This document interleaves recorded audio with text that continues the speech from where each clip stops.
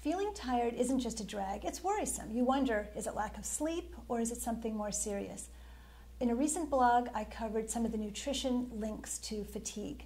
And this week, I've got Dr. Jack Merendino. He is a Best Life medical advisor, and he's going to tell us about some of the physical reasons, some of the medical causes for fatigue. And so, Dr. Merendino, tell us. Well, Janice, there are many, many causes of fatigue, and so I think we'll just focus in on a couple of the big ones. The most obvious one is sleep, but I think it's important for people to realize that it's not just about the quantity of sleep you're getting, but it's also about the quality of sleep. And so quantity-wise, in the Best Life program, we recommend 7 to 9 hours of sleep. And so let's say you're getting the right quantity. So what is it about quality? What are you trying to aim for, and what's the problem with quality? Well, the thing is that in order to be properly rested, you really have to get into some of the deeper layers of sleep several times through the course of the night. And there are a number of reasons that that might not happen. A real common one is sleep apnea.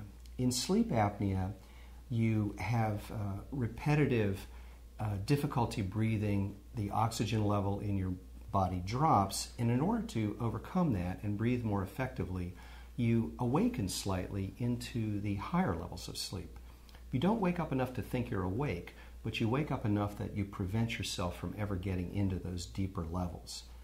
Another thing is drugs, and probably the most common one is caffeine, and we don't really think about that as a drug, in addition to which there are a lot of over-the-counter and prescription drugs that interfere with the quality of sleep.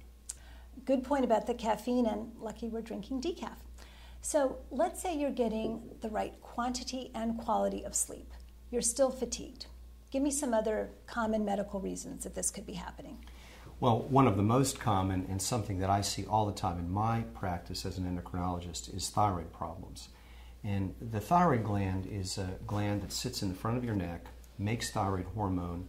Thyroid hormone, in turn, helps to regulate your metabolism.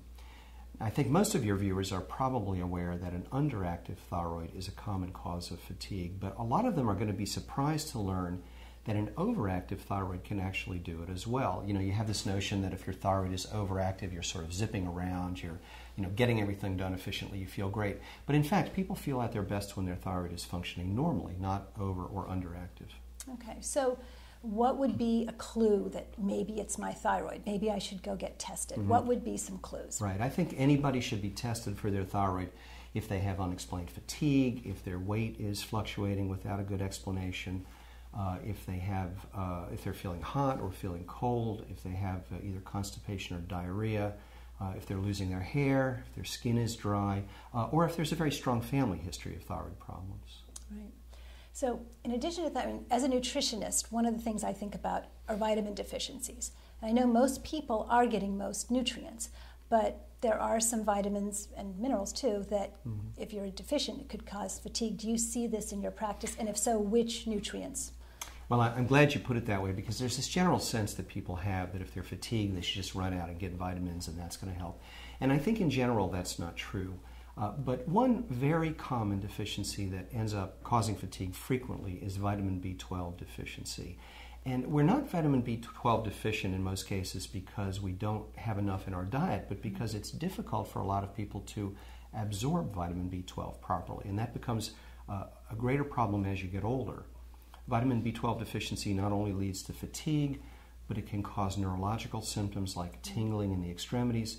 It can cause confusion, difficulty concentrating, or even depression. So if you have vitamin B12 deficiency, what I know about this is that you can take supplements and even injections. And is that something that you prescribe? Yes, very frequently. Very frequently. All right, so here's something I have to ask you about. I know this is a controversial topic in the medical community, chronic fatigue. So what are your thoughts about that? Well, the first thing I want to say is that there's no controversy about the fact that the people with this are suffering with severe symptoms of fatigue, frequently very disabling. The controversy comes in over whether or not it's a specific separate condition, because we don't have any tests that will absolutely diagnose it and distinguish it from other problems. And what I think most of us worry about is the possibility that some of those people will have a different cause of fatigue that could be diagnosed and treated effectively, but people aren't looking for it because the person's already been labeled as having chronic fatigue syndrome. Right, that's a good point. And that would be kind of tragic if they were not diagnosed with the real problem. Right, and I've seen that a couple of times in my own practice, in fact. Okay. Well, you've covered a lot of the sort of major most common medical reasons, and I know there's some that are less common. And this is Dr. Jack Merendino. He's one of our Best Life medical advisors. For more information on a wide range of topics, including diabetes, go to thebestlife.com, go to the articles library, put in Jack Merendino, and you'll get some great information. Thanks a lot.